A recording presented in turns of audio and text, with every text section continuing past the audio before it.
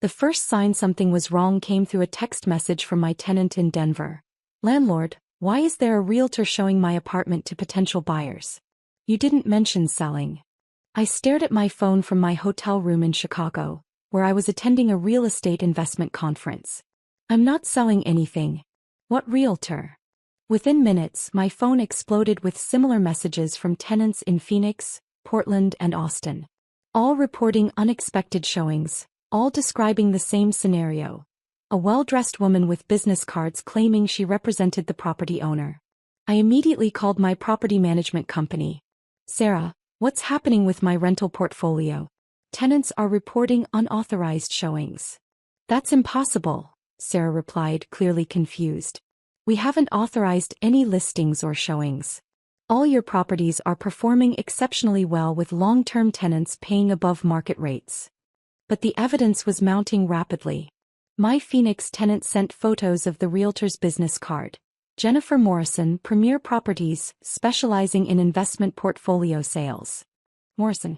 My sister's married name. I called Jennifer directly, my hands shaking with growing anger. Why are my tenants reporting that you're showing their apartments to buyers? Oh, Michael. Jennifer's voice carried forced cheerfulness that immediately set off alarm bells. I was going to call you tonight. Mom and Dad asked me to handle the sale of your rental properties. We need to liquidate everything quickly for Stephanie's wedding. Stephanie's wedding? The venue requires a $100,000 deposit by next week, and Dad's retirement account is tied up in market volatility. Your real estate portfolio is the only liquid asset the family has access to. The audacity was breathtaking.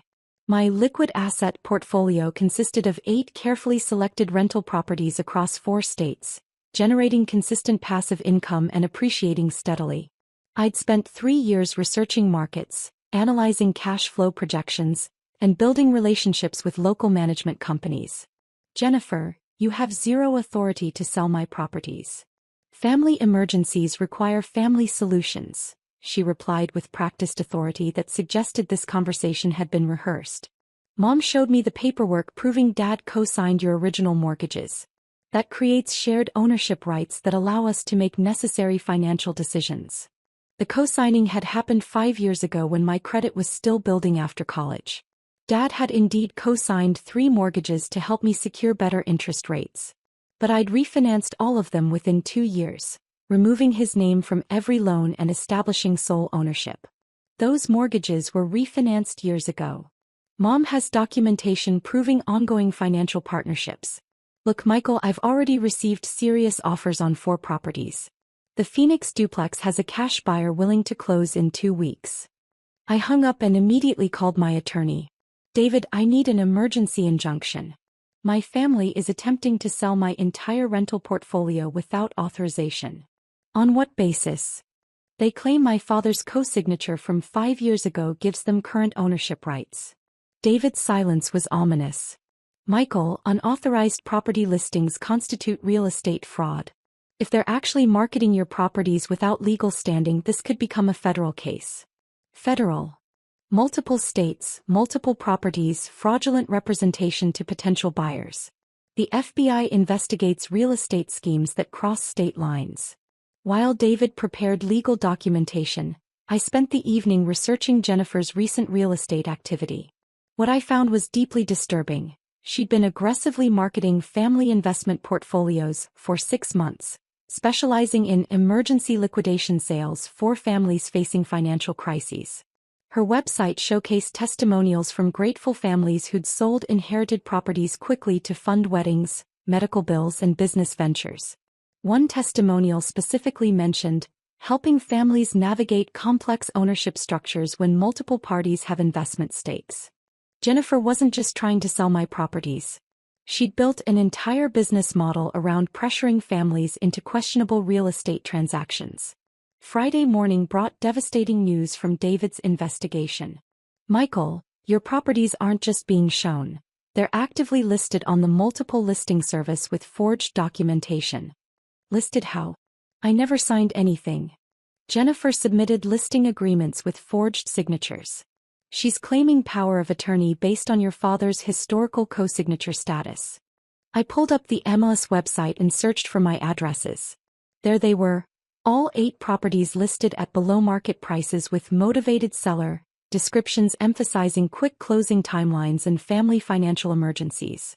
The Portland triplex I'd purchased for $420,000 was listed at $380,000. The Austin single-family home I'd bought for $285,000 showed an asking price of $260,000. Every property was priced for immediate sale, sacrificing tens of thousands in equity for quick transactions. She's deliberately underpricing everything, I told David, my voice tight with rage. Emergency liquidation strategy. Price aggressively low to generate multiple quick offers, then pressure you to accept the first reasonable bid because time is running out for Stephanie's wedding. The wedding had become their justification for everything. According to my mother's increasingly frantic voicemails, Stephanie had booked an exclusive venue that required full payment within 10 days or they'd lose their once-in-a-lifetime opportunity. The venue costs $300,000, Mom explained in her latest message. We've already paid $50,000 from Dad's retirement savings. Your property sales will cover the remaining balance plus reception costs, catering and honeymoon expenses. Jennifer's handling everything professionally. $300,000 for a wedding. More than most people's entire houses cost. By Saturday afternoon, the situation had escalated beyond family drama into potential criminal territory. Jennifer had accepted 3 purchase agreements, all contingent on my signature at closing. The buyers don't know you haven't authorized the sales, David explained during our emergency meeting at his office. Jennifer represented herself as your authorized agent with valid power of attorney documents.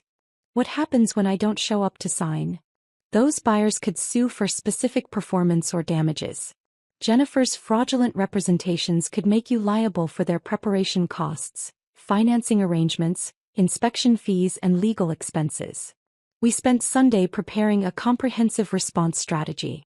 David contacted the MLS board to report unauthorized listings, filed complaints with state real estate commissions in all 4 affected states, and prepared cease and desist orders for immediate delivery to Jennifer and all involved parties. Michael, you need to understand the scope of what's happening, David warned, spreading documents across his conference table. Jennifer hasn't just listed your properties. She's actively misrepresented your ownership status to multiple buyers, lenders, title companies, and real estate professionals across state lines. Monday morning, I flew to Denver to personally confront the chaos Jennifer had created.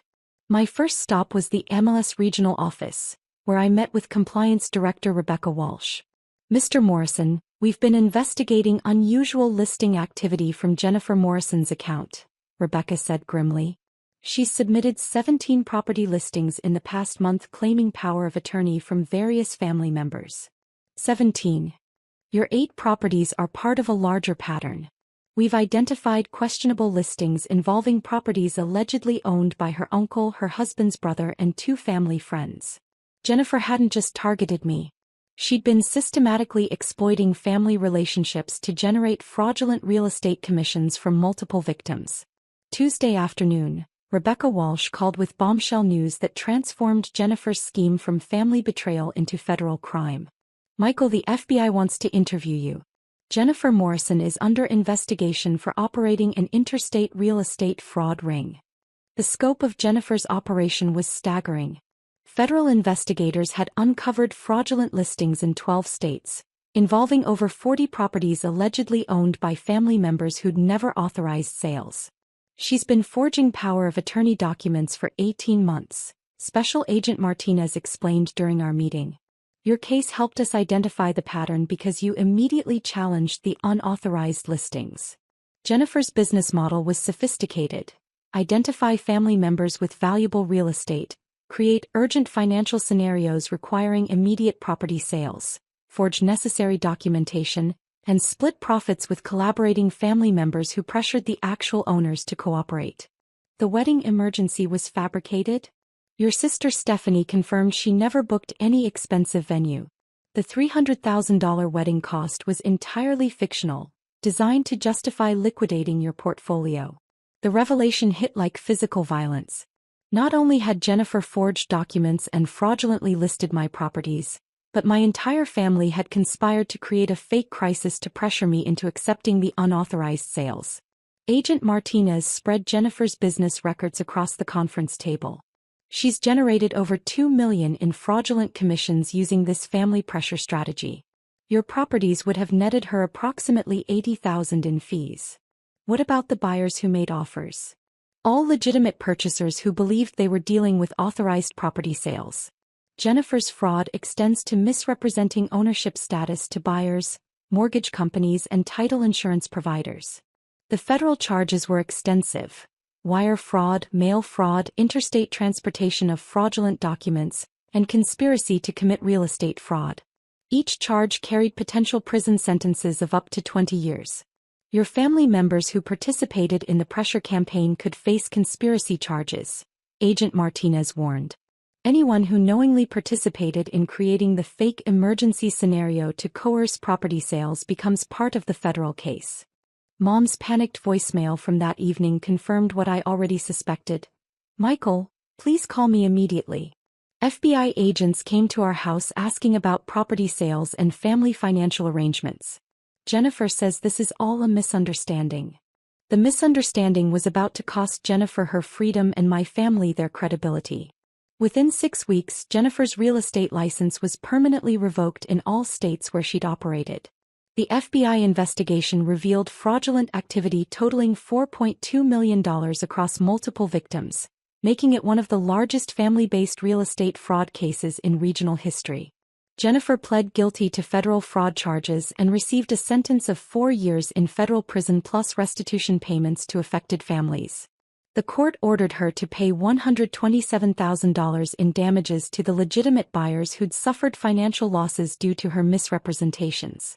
My parents faced intense scrutiny from federal investigators but avoided criminal charges by providing full cooperation and testimony about Jennifer's manipulation tactics.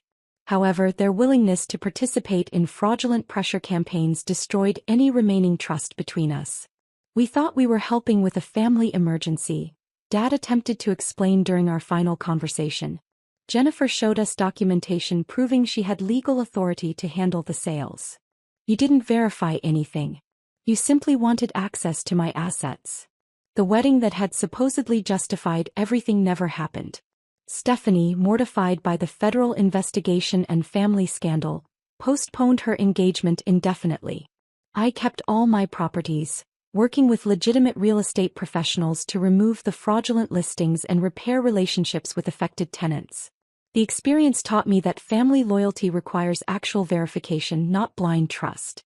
The FBI investigation expanded to include other real estate agents using similar family pressure tactics.